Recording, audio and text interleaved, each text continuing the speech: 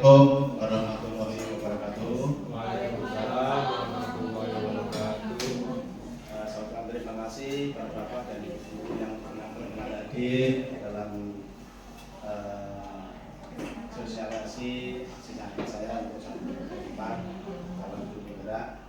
Sebelumnya saya mohon izin untuk Bapak Indra memimpin doa untuk kegiatan ini. Minta tolong Pak, doa.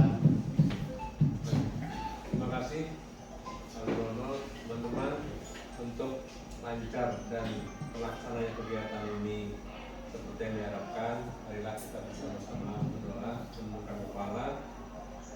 Untuk yang beragama Islam, saya yang akan memulai. Bismillahirrahmanirrahim. Bismillahirrahmanirrahim. Ya Malik, ya Qudus. Allahumma sholli ala Muhammad wa ala Muhammad. Allahumma inna nas'aluka salamatan fid din wa afiyatan fil jasad wa hidayatan fil umri wa barakatan fil rizqi wa tawbatan qabla maut wa rahmatan wa firatan ba'da maut. Allahumma hawwin 'alaina fi syafaratil maut wa najatna minan nar. Rabbana atina fid dunya hasanah wa fil akhirati hasanah wa qina adzabannar. Alhamdulillah. Terima kasih atas bimbingan doa dari Pak Haji Indra. Semoga doa kita bisa dikabulkan oleh Allah Subhanahu wa taala.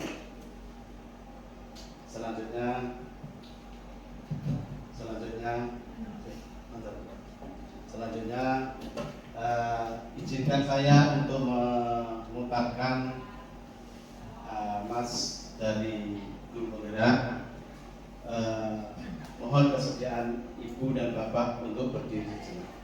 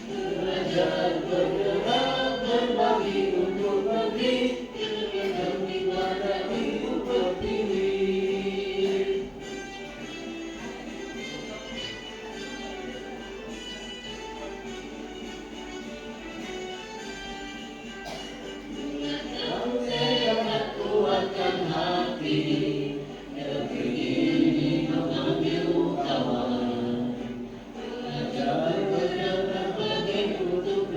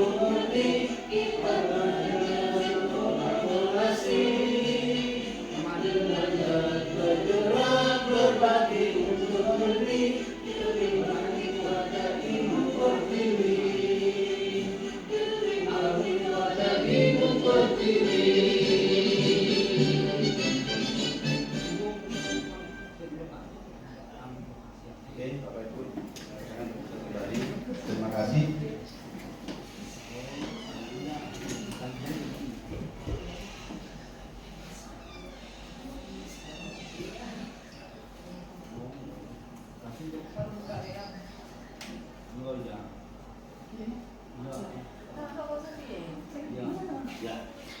Oke Bapak Ibu, ini merupakan kegiatan aksi nyata saya sebagai calon guru penggerak angkatan 11 dari SMA Kabupaten Pasir Kalimantan Timur. Kegiatan ini dalam rangka sosialisasi penerapan budaya positif di sekolah. Sebelum saya tampilkan beberapa slide sehingga kita bisa memahami maksud dan tujuan dari kegiatan ini.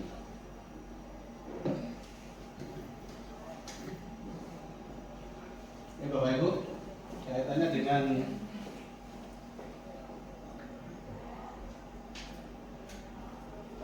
konsep inti budaya positif. Ini yang sering kita dengarkan, kita bahkan sudah menulis dari beberapa di modul pembelajaran yang kita sudah menjalani pendidikan kurikulum merdeka.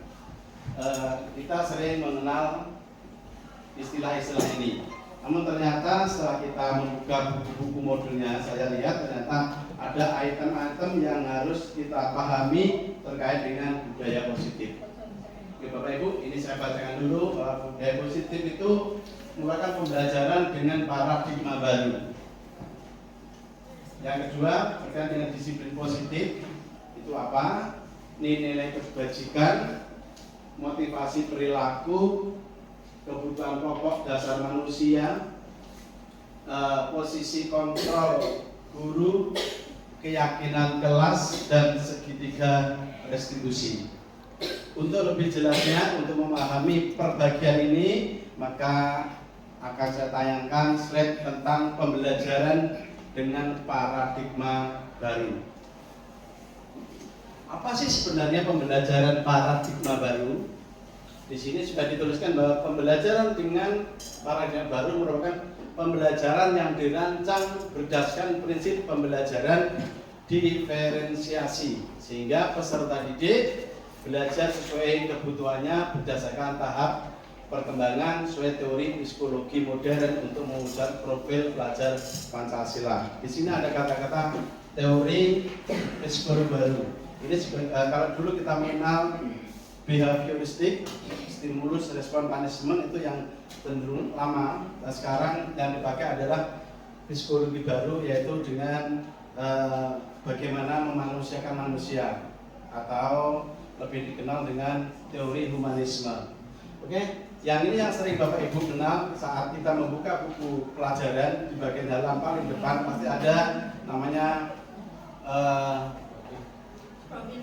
profil pelajar Pancasila yang mencakup 6 item. Pertama itu kita dapat tentang beriman dan bertakwa kepada Tuhan Yang Maha Esa. Yang kedua itu harus berkebinekaan global, harus gotong royong, kreatif, mandiri, dan bernalar kritis. Ya, saya rasa ini sudah sangat familiar di sekolah kita karena kita sudah menggunakan kurikulum merdeka. Selanjutnya, tolong Bu dilanjutkan. Yang di sini ada kegiatan sebenarnya tentang kegiatan kepalan tangan itu untuk mencontohkan sebenarnya ada A dan B, Anda dan teman Anda perlu praktekkan. Oh, kita praktek aja Bu ya kalau gitu dengan petunjuk yang sudah ada.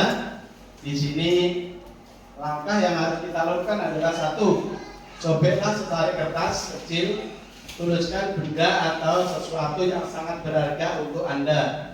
Letakkan di salah satu tangan Anda dan genggam benda atau sesuatu tersebut dengan segala daya, artinya kita cengkram ya. Langkah berikutnya, buatlah sebuah kepala teman Anda akan mencoba dengan sekuat tenaga dengan berbagai cara untuk meminta Anda memberikan benda-benda tersebut. Bisa membujuk, mengancam, menghardik, merayu, menyuap, apa saja yang akan dapat membuka kepalan tangan Anda dan apa yang terjadi. Mungkin bisa dipraktekkan Ibu ini kertasnya. Nah ini ada Bu, kertasnya ini. Jadi kita mencoba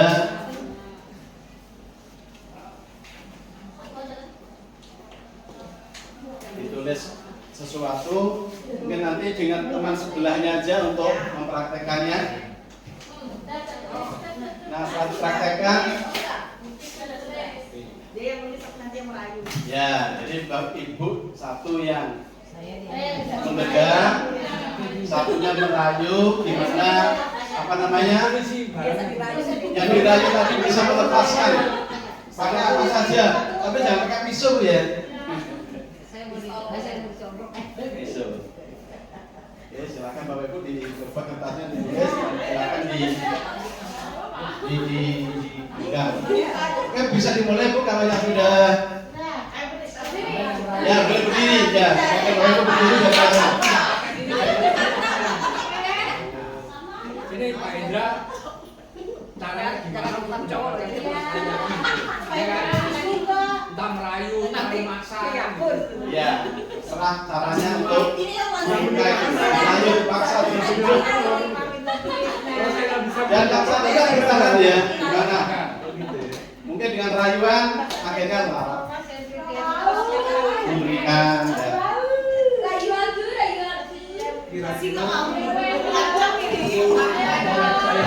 dan silakan Ibu, satu, saya tunggu ya.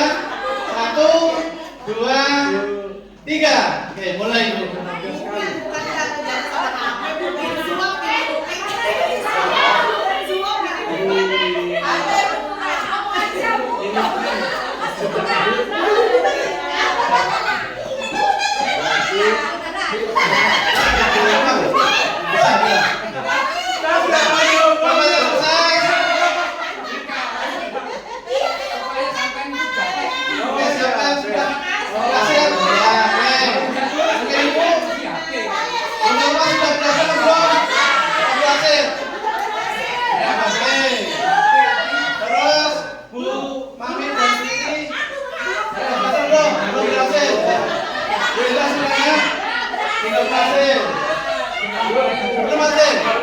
Tahan ini masih. Oke. Dari disuap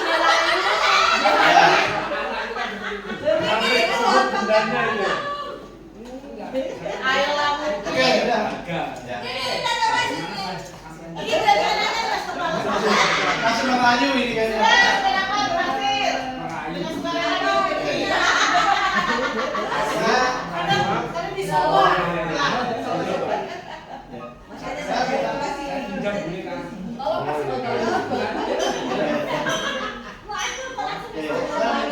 Pendapat dari Ibu yang sudah berhasil, mungkin maksudnya bagaimana genggaman tangan tersebut bisa sampai dilepaskan karena apa? Mungkin bisa dijelaskan Bapak Ibu dari Bapak Ibu ini loh. Bapak Ibu kan semua belum ceritanya gimana bisa dilepaskan itu? Kenapa kamu lepasin? pendek waktunya. Sesuai dengan katanya mungkin. Saya merayu Bu Norma dengan cara meminta sedekah. Oh, minta sedekah. Wah, ini Karena saya karena sedekah, lalu saya artikan itu sedekah itu jujur. Karena orang jujur itu orang beriman. Dengan beriman, jadi dia mengorbankan. Jadi dia dengan bersedekah ikhlas, lalu dia bersih, lalu Allah memberikan ganjaran. Amin. Berapa bersih? Iya, Bu Fatur dan Bu Nora sudah menyampaikan. Mungkin ada yang lain yang bisa Bu belakang dulu. Ini tadi yang agak repot melepasnya memang. Yang mana yang ngomong? Yang mendapatkan? Yang mendapatnya bukan pembujuknya. Assalamualaikum warahmatullahi wabarakatuh. Waalaikumsalam. Tadi saya sama Bu Fitri agak alot. Diawali dengan saya merayu, tidak berhasil. Membujuk juga tidak berhasil. Berhasilnya tadi disuap ya Bu? Iya. Nah, dengan disuap baru berhasil. Ternyata teman kita yang satu ini suka disuap.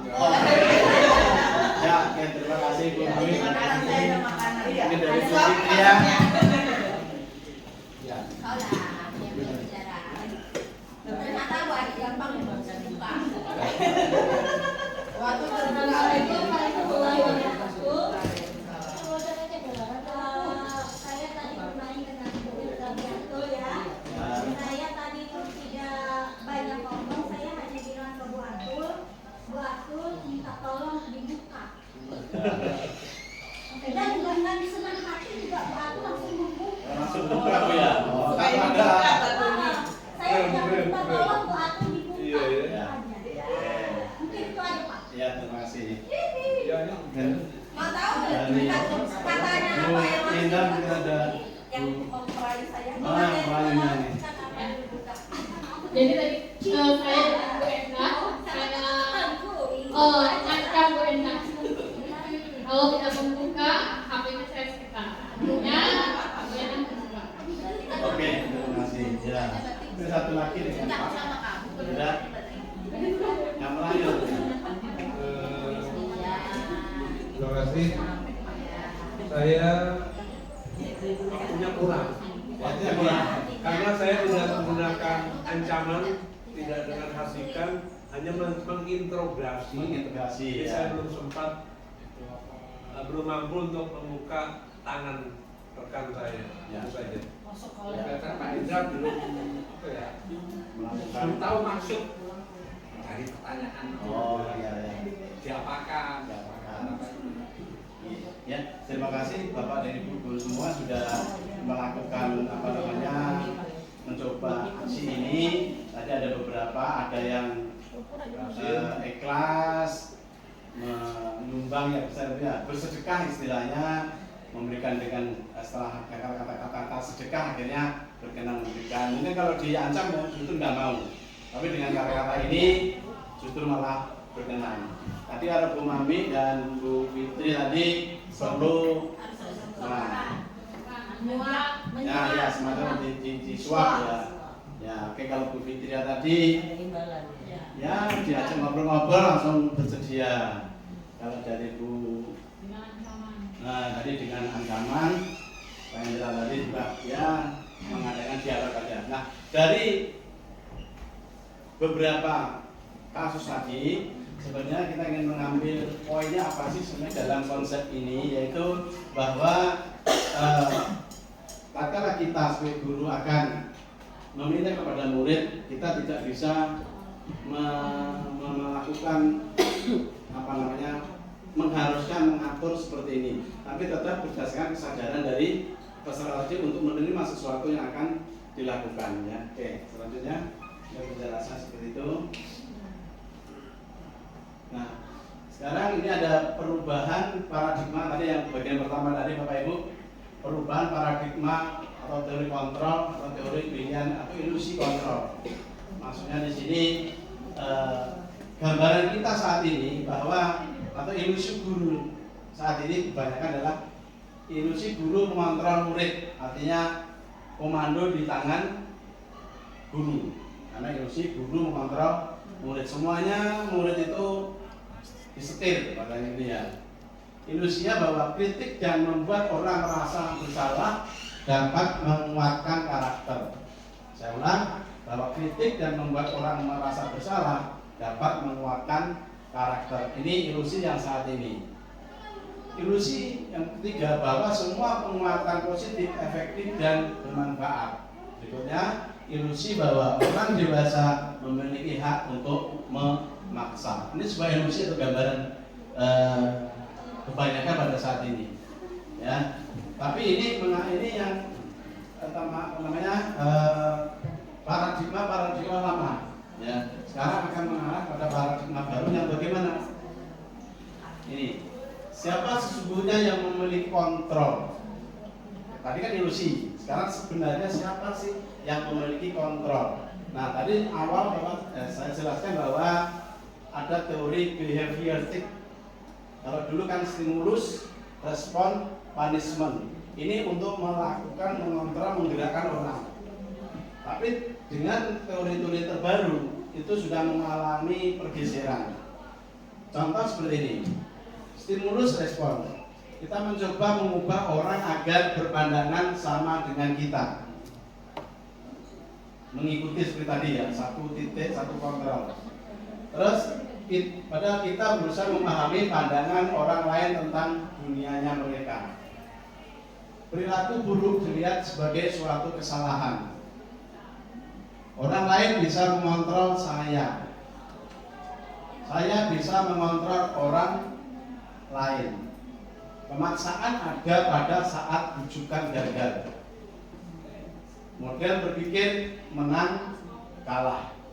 Ini model-model yang diterapkan dalam teori pembelajaran lama. Stimulus respon punishment atau hukuman. Nah sekarang kalau teori kontrol pilihan, kita harus memahami pandangan orang lain tentang dunia mereka. Semua perilaku memiliki tujuan. Jadi orang melakukan suatu tindakan, anak itu bolos pasti punya tujuan, tidak langsung di-cut. Hanya Anda yang bisa mengontrol diri Anda, maksudnya si muridnya maksudnya ya, anaknya sendiri maksud si murid. Anda tidak bisa mengontrol orang lain. Jadi Anda berarti kita itu tidak bisa sebenarnya mengontrol penuh, menginginkan gerakan yang kita ingin sama dengan yang kita inginkan. Jadi menari itu kan dicontohkan peserta muridnya mengikuti gerakan yang sama. Dalam psikologi bukan semacam itu maksudnya. Kolaborasi dan konsensus menciptakan pilihan-pilihan baru. Kolaborasi dan konsensus berarti ada unsur kerjasama dan kolaborasi untuk membuat aturan baru. Jadi ini menjadi pilihan-pilihan yang saat ini lebih baik.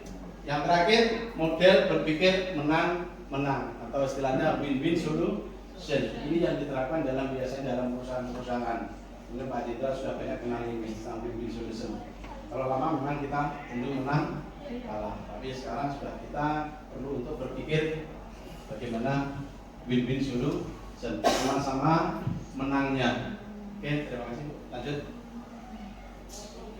Disiplin positif. Nah, untuk disiplin positif itu sebenarnya apa sih yang sering kita gaungkan, kita bicarakan, kita diskusikan.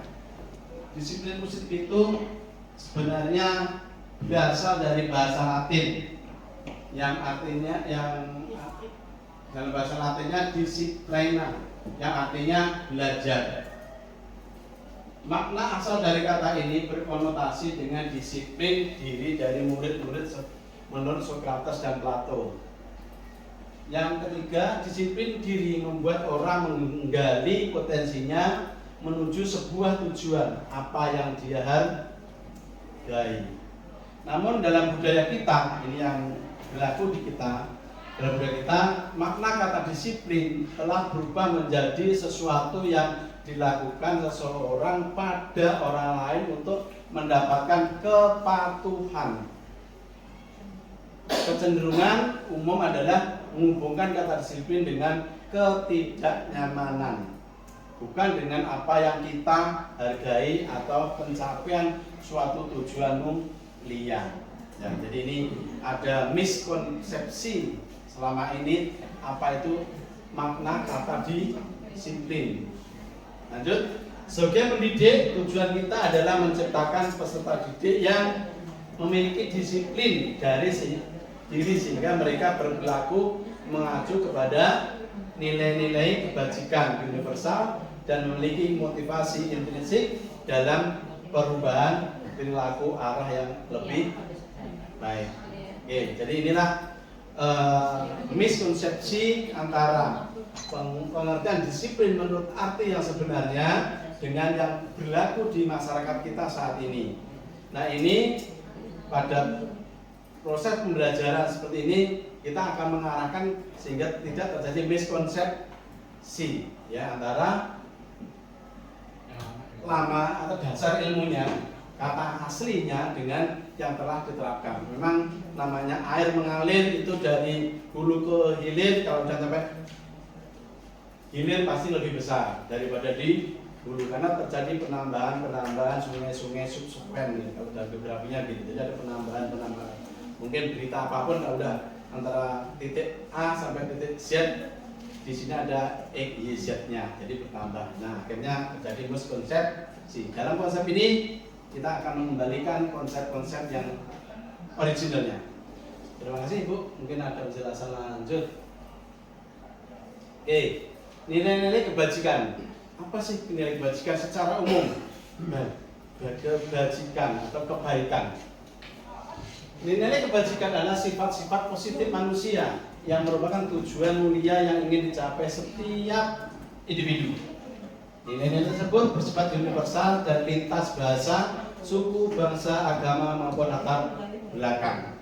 Artinya bahwa nilai kebajikan universal itu semua orang menganggap sama. Sesuatu adalah baik, ya. Dan tidak baik apa? Dimanapun, negara manapun, suku apapun, namanya mencuri pasti tidak baik. Tidak mengenal agama apapun, suku apapun, ras apapun, sama. Ini yang disebut dengan nilai kebajikan yang universal. Nah, yang universal pada saat ini yang dalam kurikulum Merdeka adalah ini yang ditargetkan, yaitu nilai kebajikan yang ingin dicapai oleh setiap anak Indonesia.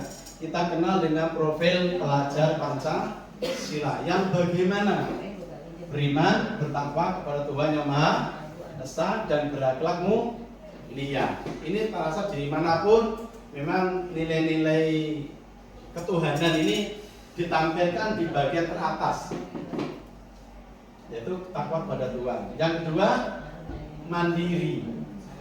Ketiga, bernalar kritis, berkebinekaan global, bergotong royong, dan kreatif. Inilah nilai-nilai kebajikan secara universal, secara umum.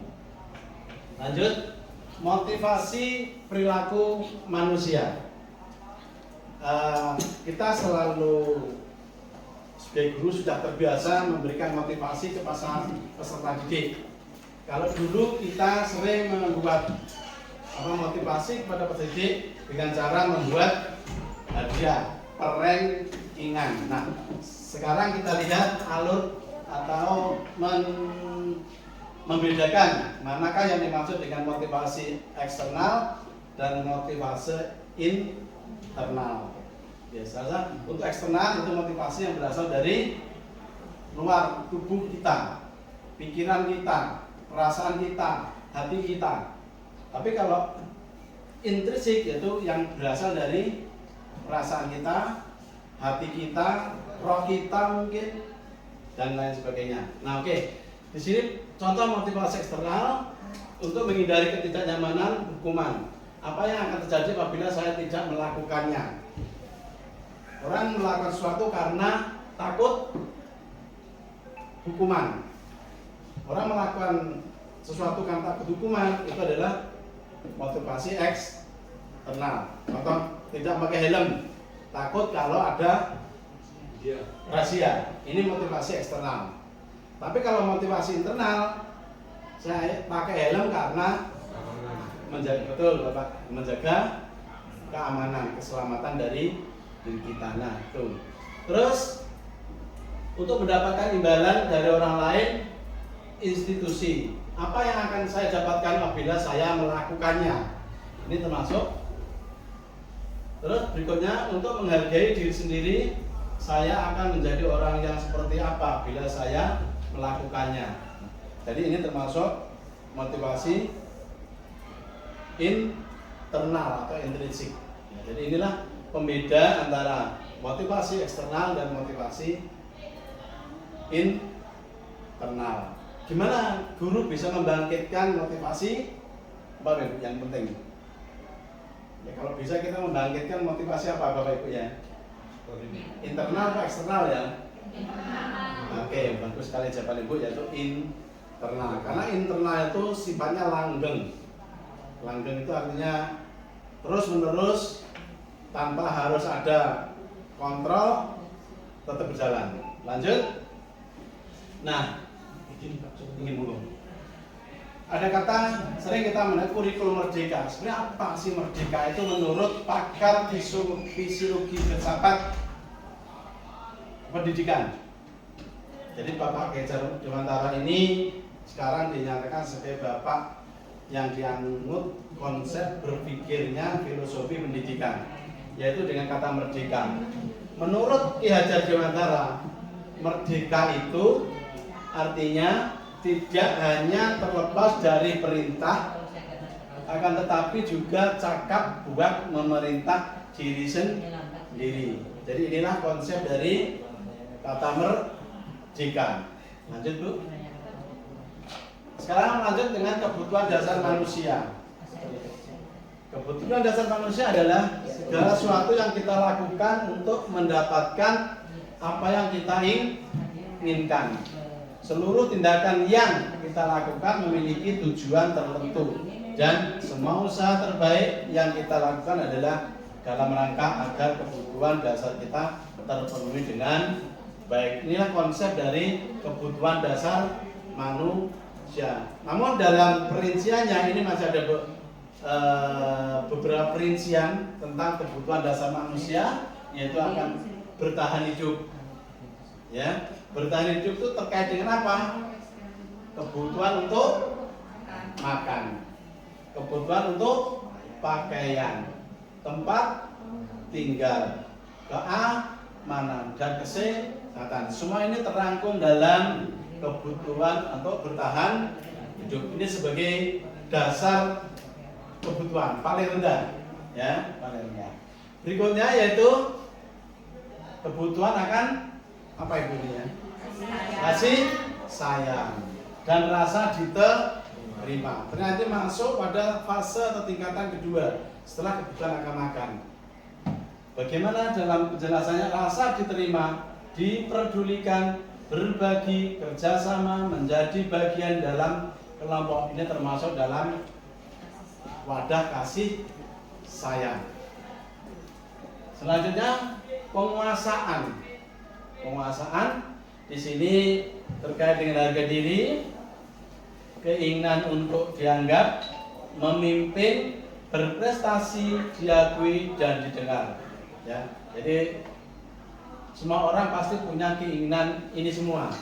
Ya, hanya tingkatnya aja yang berbeda, tapi secara dasar punya. Ketiga yaitu keinginan untuk rasa kebebasan.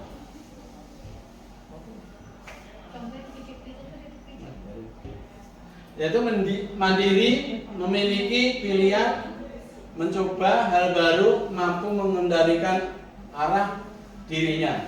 Ya, jadi setiap orang pasti ingin terasa bebas sesuai dengan arah dirinya tadi. Jadi manusia itu sebenarnya tidak ada yang pengen terkekang, ya, terhukum. Yang terakhir adalah kesenangan. Di sini penjabarannya yaitu bermain, humor, antusiasme dan tertawa. Oh, ternyata tertawa itu merupakan kebutuhan kita yang paling tinggi. Mungkin sulit kalau kita tidak sedang bahagia kalau kita bisa tertawa. Jadi tawa itu memang harus pikiran kita harus bahagia dulu. Sini sudah terpenuhi kebutuhan makan. Kalau perutnya lapar ya gimana Pak Bos bisa tertawa? Pak Bos tertawa ini berarti ini sudah terpenuhi sebenarnya. Ya oke, jadi memang lanjut. Mari kita diskusi. Ini sebuah contoh kasus. Ini Ibu Ambar. Jadi Ibu Ambar bukan Ibu Norma ya, Pak Kecamatan. Guru wali kelas 2A. Nah ini masih SD ya. Di SD Pelita HP, bukan di SMA. Karena SMA, contohnya SMA nanti salah persepsi. Sedang bingung menghadapi ulah salah satu murid di kelasnya Doni. Ya, jadi di kelasnya Doni. Beberapa nama muridnya Doni. Wali kelasnya Ibu Ambar.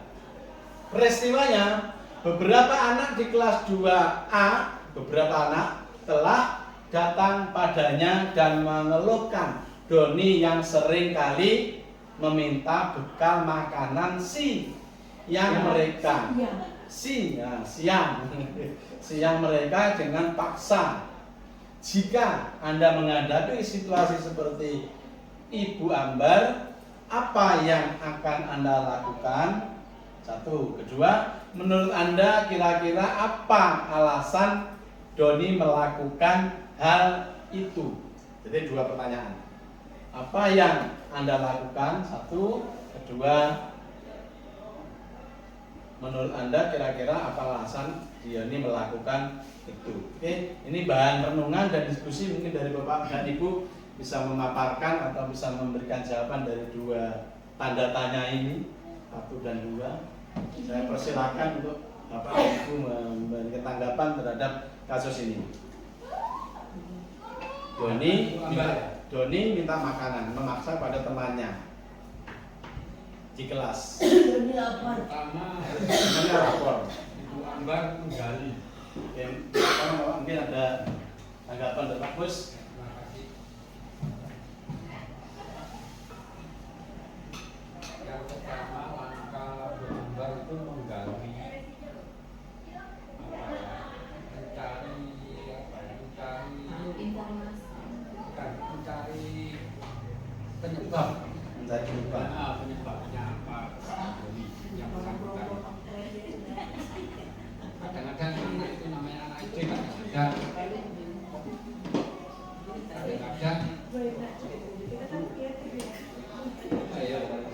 menggoda temannya kita tidak tahu. Ya. Menggali penyebab Doni melakukan hal itu terhadap temannya ini. Mungkin tahu apa penyebabnya dan alasan apa. Nah, nanti baru dicarikan solusi kan. Ya. Kan macam-macam Pak penyebab. Ya. Belum tentu Doni itu tidak anaknya orang tidak mampu itu ya kan. Ya. Ya kan. Belum tentu juga tidak membawa orang satu. Belum tentu juga begitu. Kadang-kadang itu kan kadang-kadang apa ya? Itu juga mungkin tindakan awal Bu Ambar. Ya. Nah, dari kalau penyebab, kalau sudah tahu penyebabnya Doni melakukan hal seperti itu, baru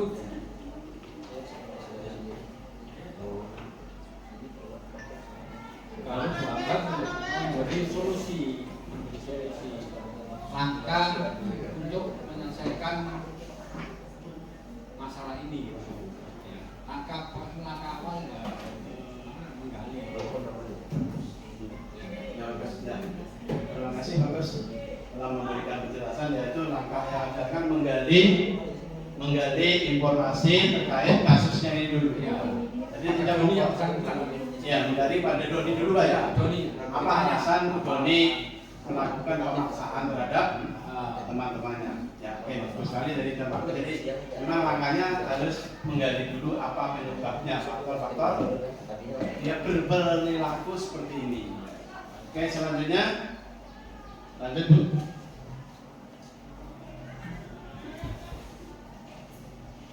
Oke, selanjutnya tentang posisi kontrol guru. Guru itu mempunyai beberapa karakter. Dan karakter-karakter ini merupakan suatu tingkatan pemahaman terhadap peserta didik. Maksudnya bahwa di sini ada guru yang karakter ini sebenarnya dalam pembelajaran ini, dalam materi ini sebenarnya kita itu akan diusahakan bisa mengarah pada sebuah tingkatan yang lebih, kalau di sini lebih bawah ya, tapi sebenarnya masuk lebih atas dari karakter ini. Yang pertama adalah karakter penghukum. Jadi ada karakter penghukum. Kedua ada jenis karakter pembuat rasa bersalah. Yang ketiga sebagai teman, sebagai pemantau dan sebagai manajer. Bagaimana bentuk dari perilaku ini? Kita lihat dari contohnya. Posisi kontrol, apakah aku di sini sebuah kasus siswa yang terlambat masuk ke dalam kelas. Di sini dicontohkan lari keliling lapangan 10 kali. Di sini termasuk kategori menghukum karena misalkan Bu Endah guru biologi anaknya disuruh untuk lari-lari 10 kali. Ini bukan pembelajaran tapi termasuk hukuman. Oke, betul, hukuman.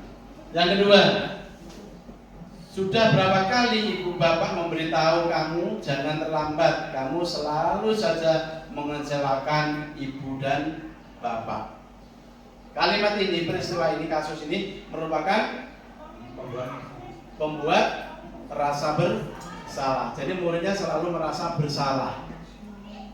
Berikutnya, ayo dong ikuti aturan sekolah. Tolong kamu bantu ibu atau bapak ya sekali ini. Ya sudah, tidak apa-apa. Lain kali jangan terlambat seperti ini lagi ya. Ini termasuk sebagai teman karena ini murid merasa dekat ya, dekat. Karena ada kata, ayo dong, ayo bro ya mungkin ya. Oke, semua teman. Ayo bro. Oke, lanjut. Kamu sudah melanggar peraturan sekolah. Kamu tahu konsekuensinya. Pada jam istirahat tetap bertahan di dalam kelas sesuai berapa lama kamu terlambat. Ini termasuk kategori pemantau. Nah, selanjutnya slide berikutnya tolong.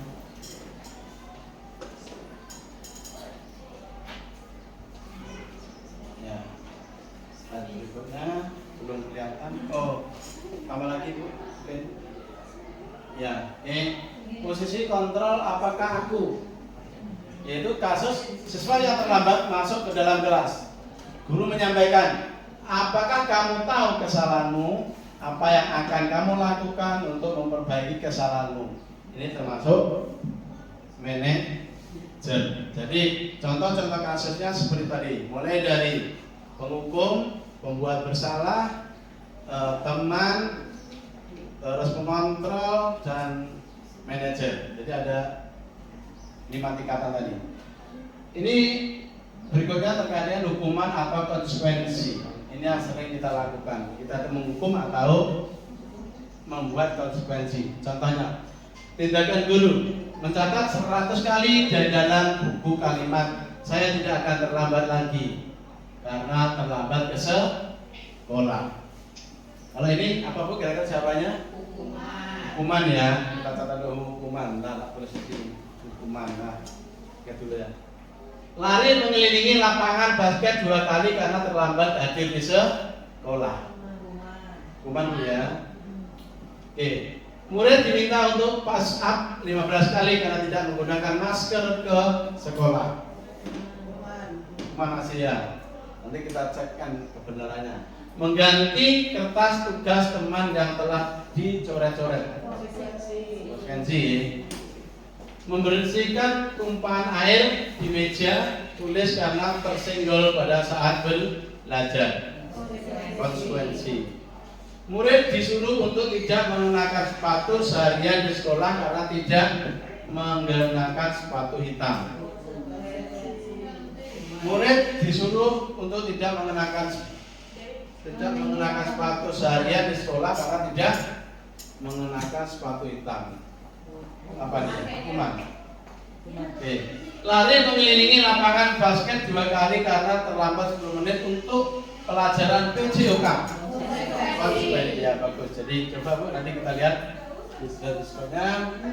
Nah, ternyata saya masih ingat jawaban ibu tadi. Jawabannya adalah benar.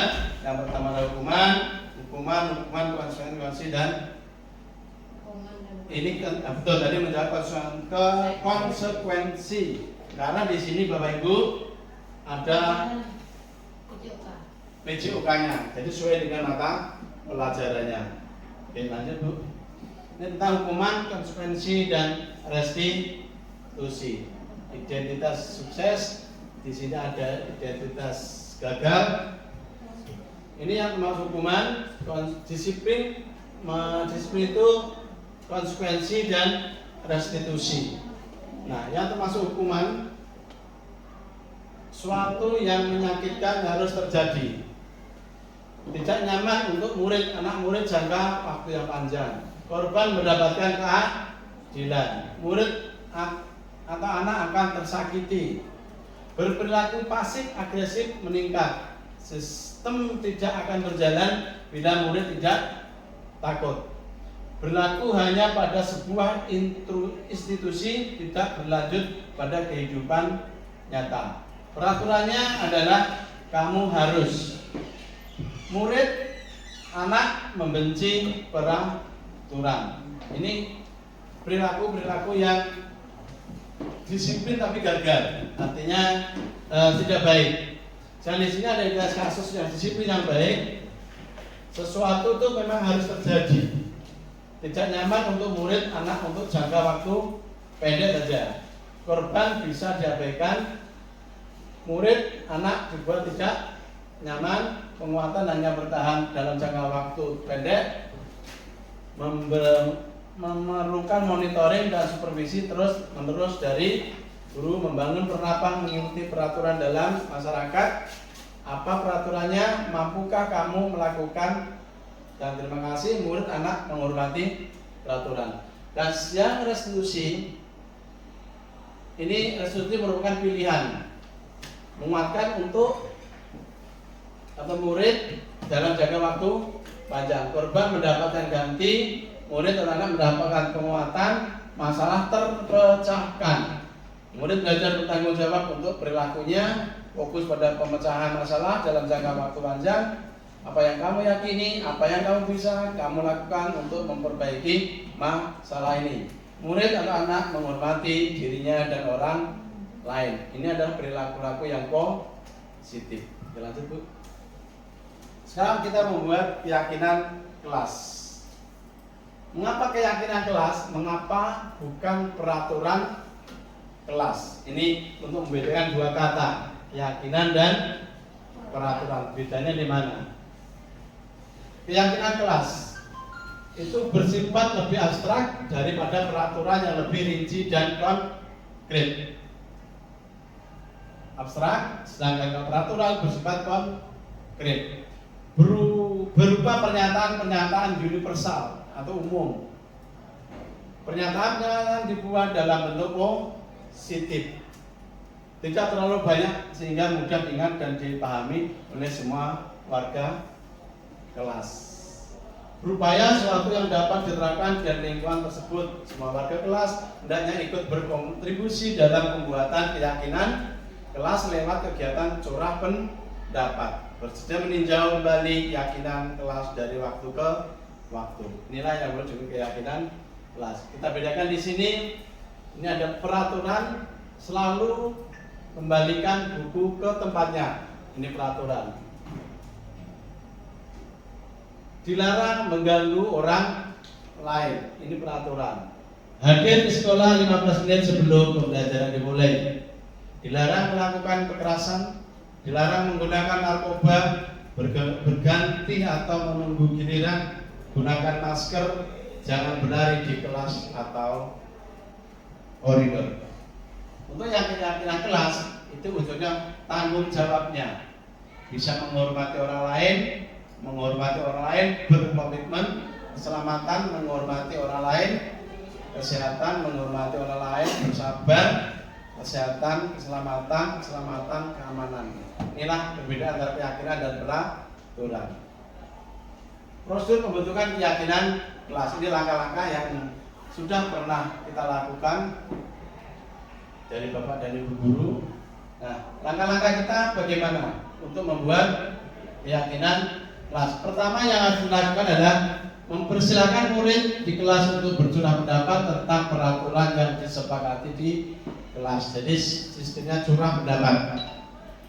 Terus yang kedua, mencatat semua masukan-masukan para murid di papan tulis atau di kertas besar, kertas ukuran poster, di mana semua anggota kelas bisa melihat hasil coretan pendapat tadi. Jadi semuanya murid untuk menuliskan, bisa pakai kertas post-it ya, sekarang lebih mudah ditempelkan.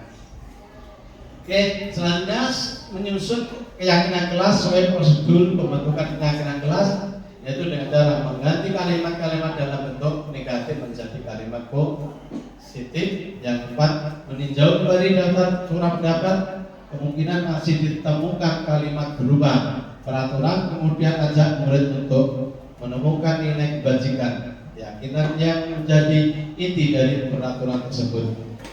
Tahap terakhir adalah tinjau ulang keyakinan kelas dan sepakati bersama dengan menandatangani keyakinan kelas tersebut termasuk guru dan murid. Jadi ada 5 langkah yang harus dilakukan dalam penyusunan keyakinan kelas.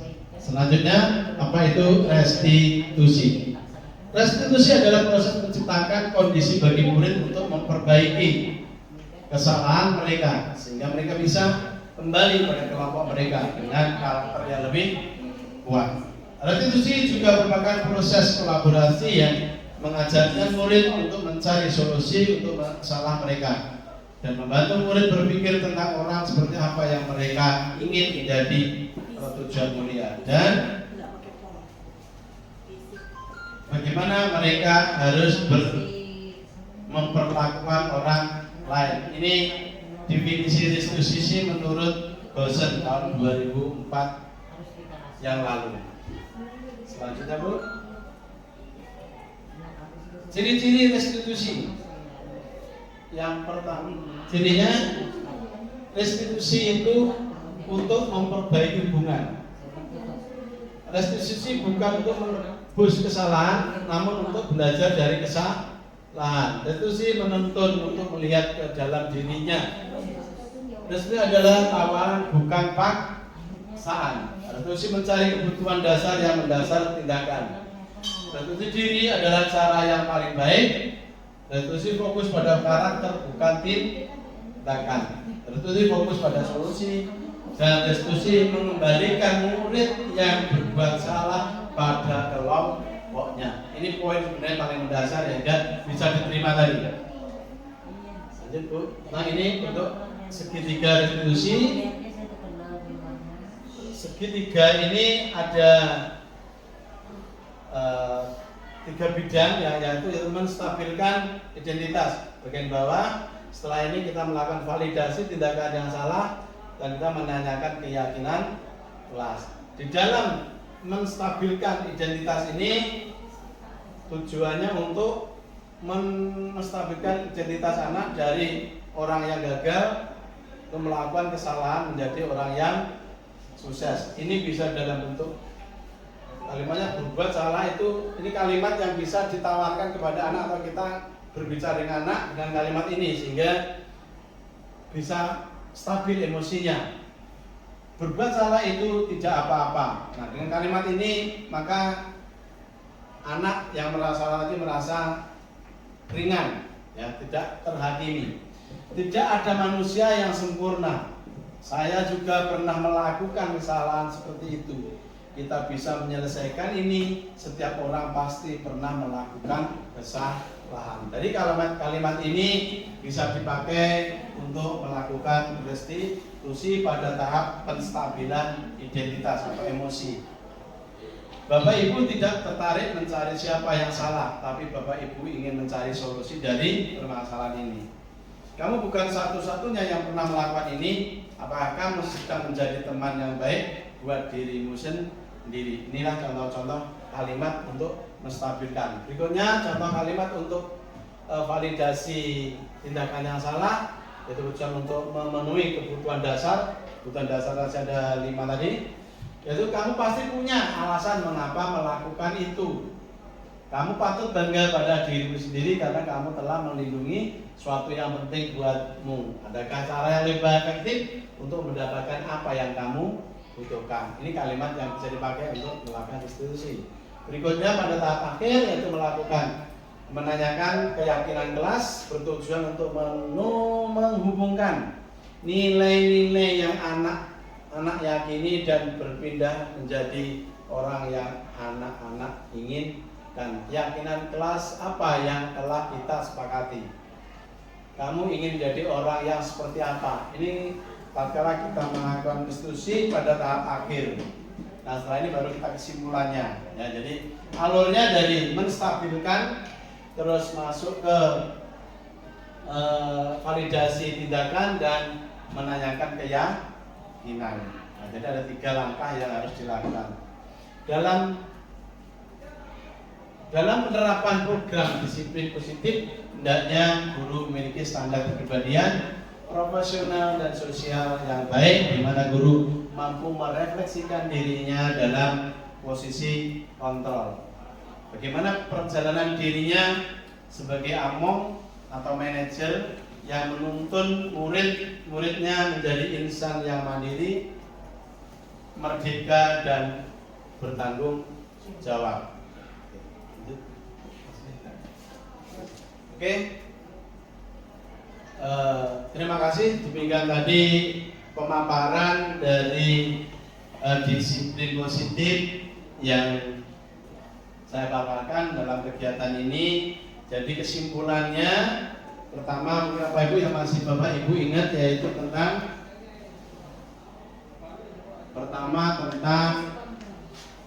fungsi kontrol. Fungsi kontrol itu antara lain sebagai penghukum, yang kedua sebagai teman, ketiga sebagai membuat terus yang terakhir manajer ya. Jadi oke, ada tingkatannya. Yang berikutnya kesimpulan keduanya tentang kebutuhan dasar manusia. Itu ada kebutuhan dasar akan untuk hidup, kasih sayang, rasa diterima, bahagia, kekuasaan, yang terakhir adalah kesenangan. Oke lah. Dan berikutnya ada segitiga restitusi. Di sana ada 3 bagian. Yang bagian bawah yang harus dilakukan, langkah yang pertama adalah melakukan penstabilan. Apa Bu? Yang paling bawah tadi menstabilkan identitas. Setelah kita sudah mampu melakukan identitas, menggali dengan banyak data informasi, maka kita melakukan yang namanya validasi salah, dan berikutnya adalah membuat keyakinan kelasnya tadi. Oke, rasa itu aja materi paparan yang saya sampaikan. Terima kasih. Mungkin di lain waktu, ada waktu kita bisa untuk berkolaborasi dan berdiskusi. Akhirnya saya akhiri kegiatan ini. Alhamdulillah, ya syukurilah, semoga berjalan dengan baik dan lancar. Selanjutnya lagi dengan Assalamualaikum warahmatullahi wabarakatuh.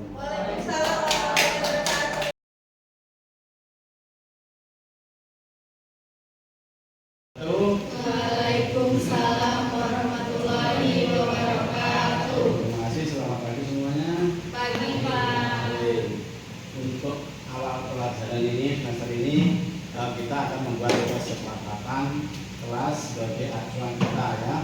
Dan nanti seperti Bapak dan Ibu guru lain pernah membuat, pernah? Pernah, oke, sudah pernah, hampir saja sama. Caranya langkah pertama adalah Bapak akan membagikan post-it. Di dalam post-it ini nanti silakan Anda tuliskan apa yang menjadi keinginan Anda, apa yang menjadi impian Anda, apa yang menjadi harapan di kelas 11 ya, karena kita berbeda dengan kakak kelas Anda. Kalau dulu moving, sekarang Anda ini bisa moving ya. Oke, Mbak, tolong dibagikan ya. Oke, sudah dapat ya. Dulu semuanya bagikan dulu. Oke, sudah dibagikan. Terus sekarang tolong Anda cek apakah semua sudah dapat belum nih, tunjuk dari ini. Oke, sudah Mbak. Oke, semua sudah mendapatkan semuanya post-it. Di dalam post-it silakan Anda tulis. Waktu tidak terlalu lama, silakan ditulis. 1, 2, 3. Harapan Anda. Oke, silakan boleh. Di sini, tulis di sini ya. Silakan di sini. Harapan keinginan Anda tentang itu gimana sih? Bapak harus gimana? Misalkan, Bapak harus datang tepat waktu. Kalau ulangan nanti diberi tahu ya gitu ya. Ya, nah ini kalau ulangan minta jawaban juga. Wah, terus saja. Terus misalkan kalau ulangan mohon untuk dibagikan juga, tahu kan? Kalau ulangan minta dibagikan, kenapa tidak dibagikan? Terus saja di sini. Kalau sudah selesai boleh ditempel di sini. Terus namanya kan terus. Oh, enggak usah, tidak perlu. Bapak buat tempel Pak. Nanti di sini nempelnya, ruangnya ini. Ruang yang sini dipakai untuk membuat kesimpulan. Ya, dari ruangnya ini buatkan ruang, tempelkan. Ini ya.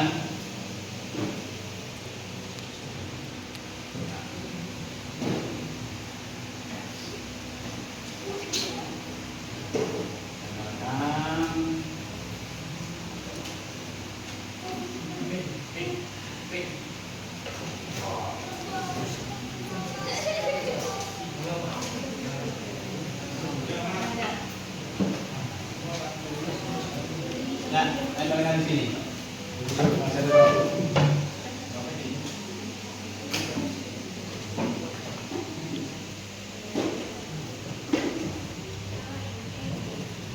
apa jasa boleh. Ya. Hah? Oh, belum. Enak.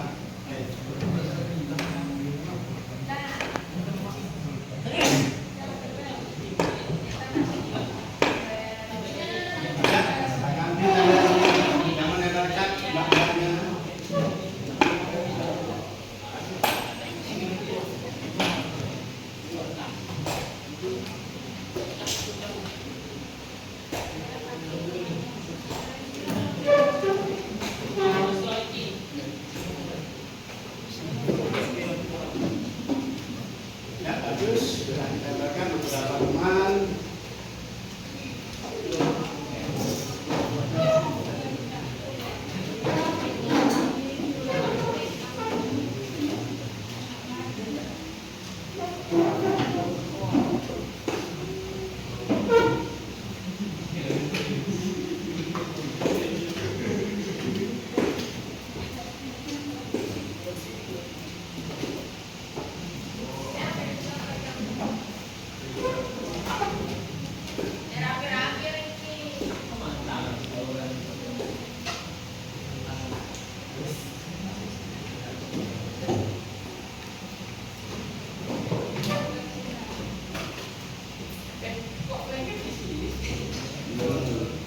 Ada?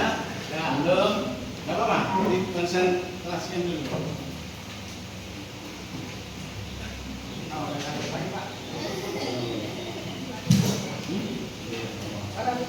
Sudah, semua?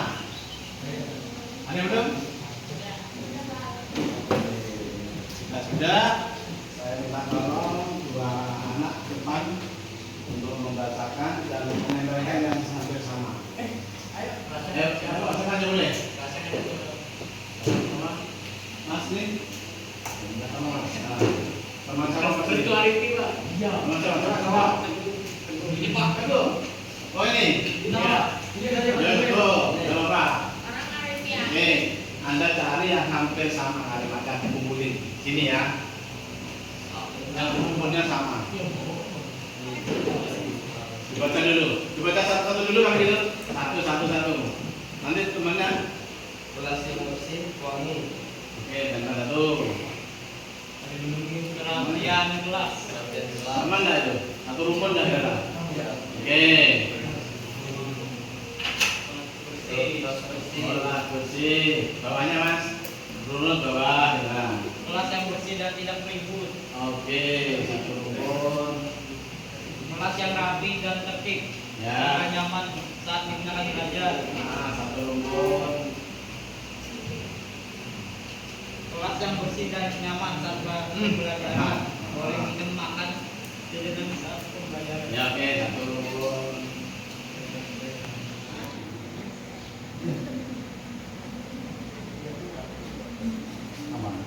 suasana kelas yang ramah, rapi, tentram, asik, damai, dan lain-lain. Oke. Kalau dipisah dengan angkasnya boleh dari satu kelompok aja. Ada tambahnya lengkap. Kelas harus rapi dan bersih. Mas satu. Yang ini rasanya ini beda nih, ada ini ada. Buat kelompok lain. Nah, contohnya.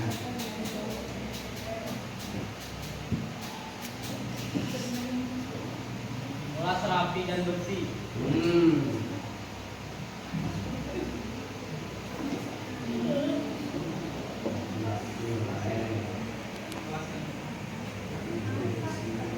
Beda lagi. Ini ulang-ulangan. Beda nih, beda ini. Nah, ulang-ulangan. Selalu bersih. Bersih satu rumpun.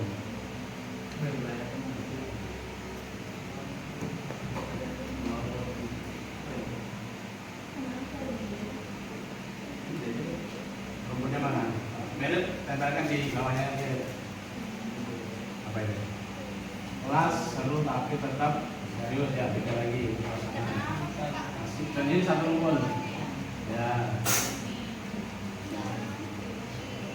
Belajar dengan nyaman atau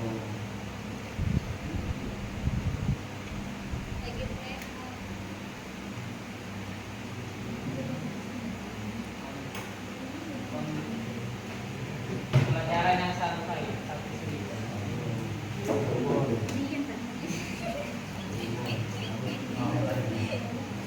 Nah ini satu, kapan nggak usah banyak PR, nah satu mana itu?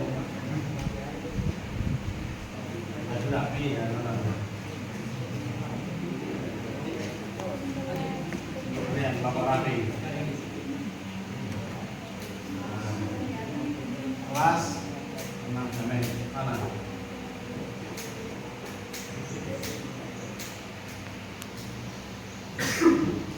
Ya, masih ada lagi. Boleh makan saat benar-benar lapar. Ada kelompok lagi. Makan saat apa itu pasarannya? Ya, apa lagi? Yang minum tadi ada ya? Kembali materi kepada murid yang belum paham ini. Ada bisa. Presiden juga ikut masuk ke tempat kerja.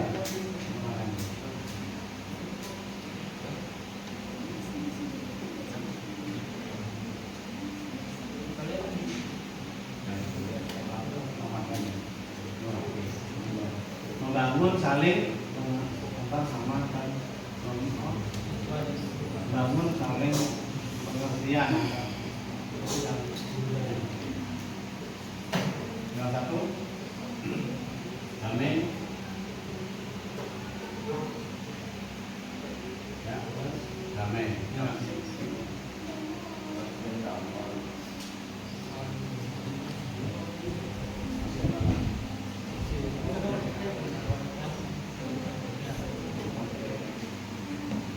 Ya, kalau mas juga kayaknya nyari kelompok ini nanti kalimatnya apa gitu ya. Lainnya yang itu ya, jadi yang satu jajaran ini nanti buat satu kalimat.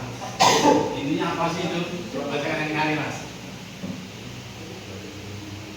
Kelas yang bersih, wangi, perhatian kelas, kelas bersih, kelas yang bersih dan tidak ribut, kelas yang rapi dan tertib sehingga nyaman saat digunakan belajar.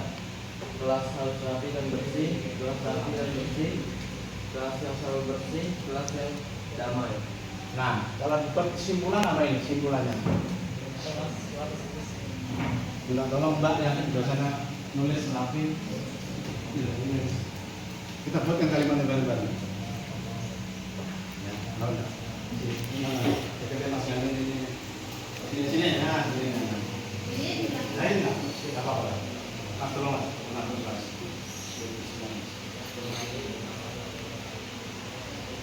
Ada apa? Guna lagi ya? Baca lagi, baca. Dan kau cari saja. Kelas yang bersih wangi, kerapian kelas, kelas bersih, kelas yang bersih dan tidak ribut, kelas yang rapi dan tertib sehingga nyaman saat tinggal belajar, kelas harus rapi dan bersih, kelas rapi dan bersih, kelas yang selalu bersih, kelas yang damai. Oke, nanti kalimatnya apa ini? Jom kita simpulin. Kelas yang gimana? Kelas yang rapi, enggak? Kelas yang rapi. Rapi, terus duanya kelas yang satu katanya. Kelas yang rapi, dua kelas yang bersih. Oke, Anda sudah mencerminkan ini kelasmu. Kelas yang bersih. Ada lagi apa mas? Yang tenang. Oh ada. Ya, kelasnya tenang. Tenang tidak harus diam dia nanti tanyain tenang aja. Bisa ya. Pertanyaannya ini jadi apa? Ini Pak, kesepakatannya tenang. Ya. Nah, terus balik. Sudah. Nomor 2. Anu Mbak, satu ya. Kelas yang bersih dan nyaman saat pembelajaran, boleh minum atau makan jajanan saat pembelajaran. Oke, jelas. Itu diperbolehkan untuk minum. Diperbolehkan untuk minum. Oke. Minum ya. Makan snack. Ya, masuk ke situ. Snack.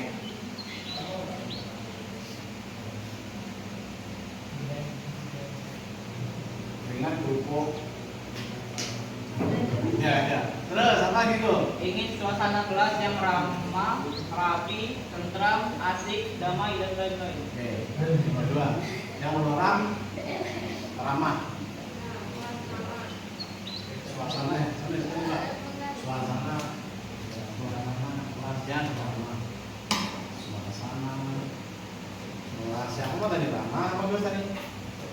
Ramah. Terus apa tadi?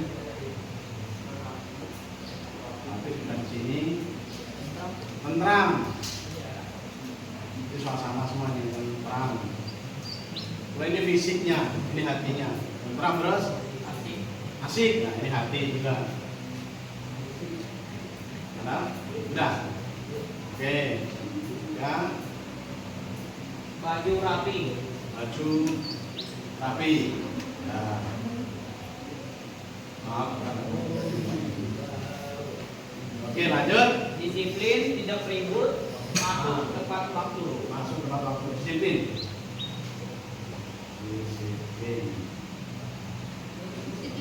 Nah. Terus mau 3 Memberi diskusi mengenai lalu lalang. terus satu lagi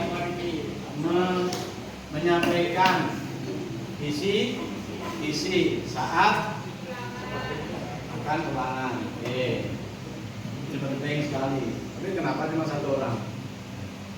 Ya ini penting sekali ulangan atau diskusi. Jangan langsung udah soal ini. Enggak benar. Membuat diskusi ulangan.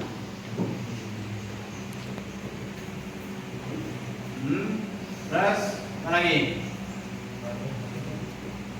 Lagi itu saja. Nah, terus kelompok berikutnya. Terus pelajaran harus asik dan jangan membosankan. Oh asik juga. Nah, terus Kelas seru dan tidak serius. seru serius masuk. Oh ya sudah. Kelas. Pembelajaran santai tetapi serius.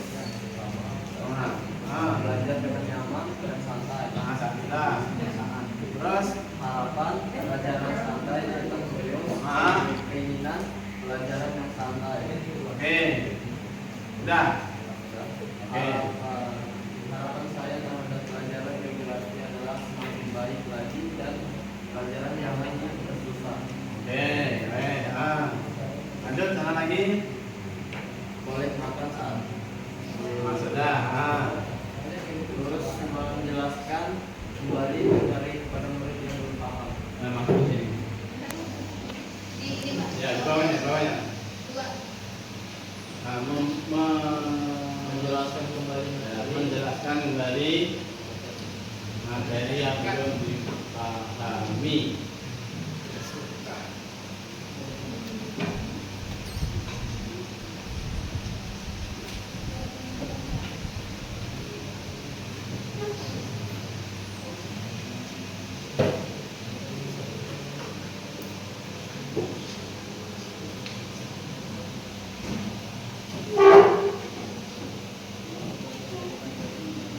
sudah.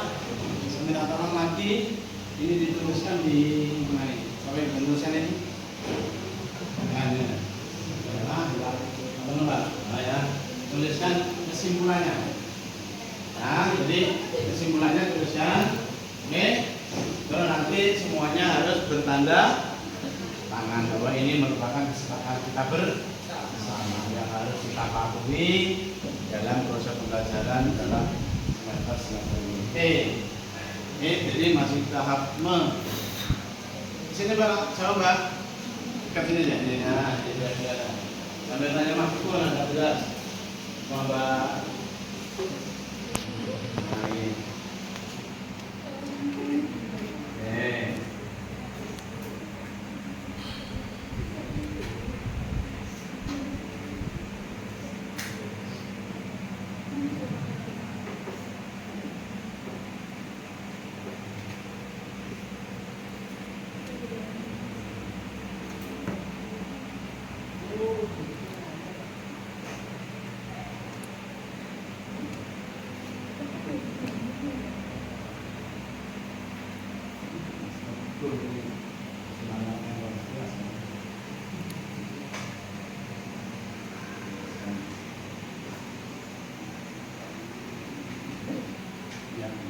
Semuanya biar kelihatan Mbak ya.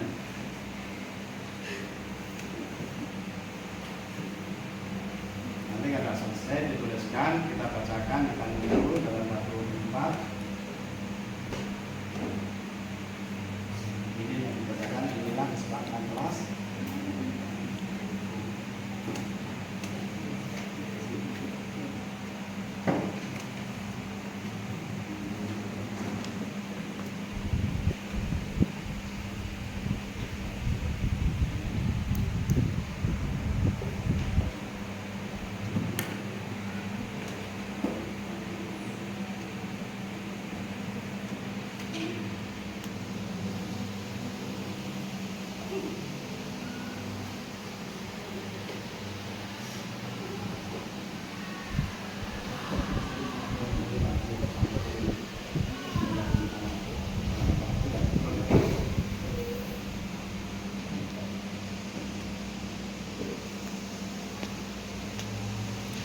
Ini biasanya suaranya nggak pantau. Nanti gini, tadinya kita kumpul bareng di dulu salah satu membacakan, karena mengatakan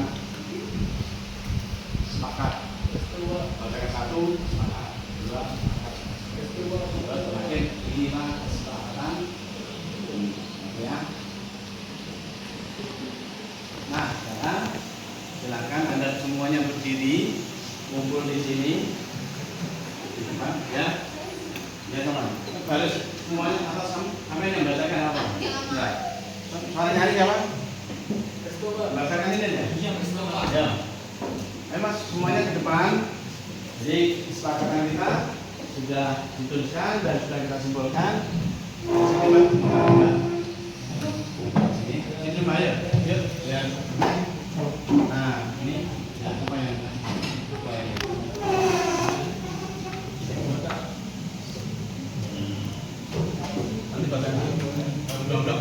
Kesepakatan kelas kami 1, kelas yang rapi.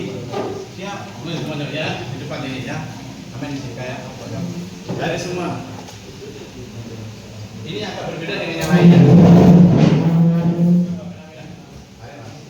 Ya Mas. Ini kayak baca janji. Apa? Kayak bacakan janji. Wah, ini diikuti ya. Ayo Mas. Baca janji baca ya, dan Anda mengikuti. Ya, ayo Mas.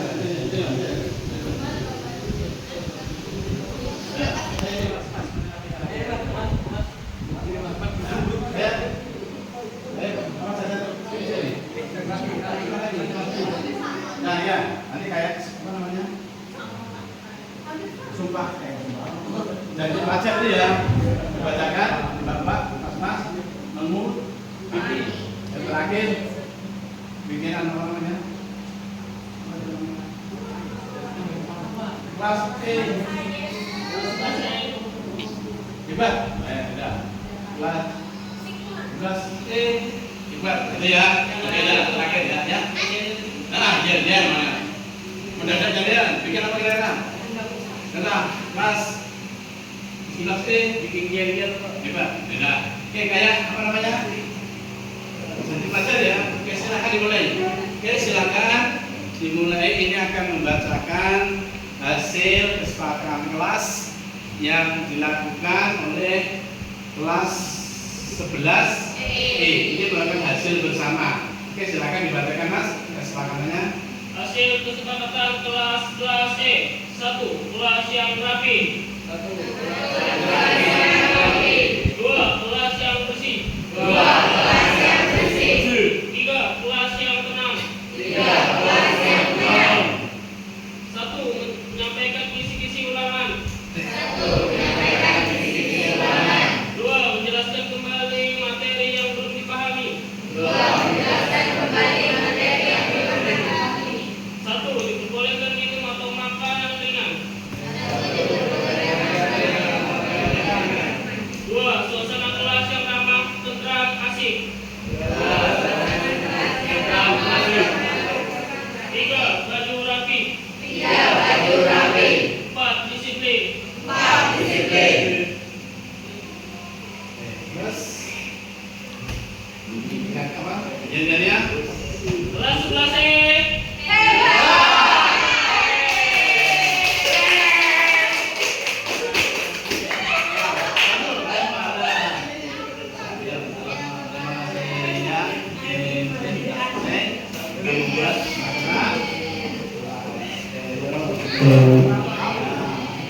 Masih Mas ya.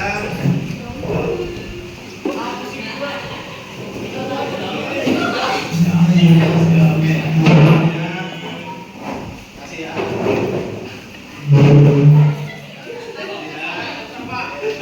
Apa aja?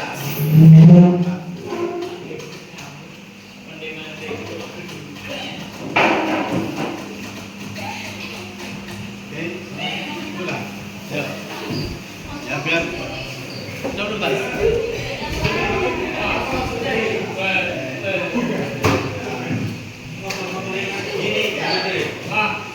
Ya.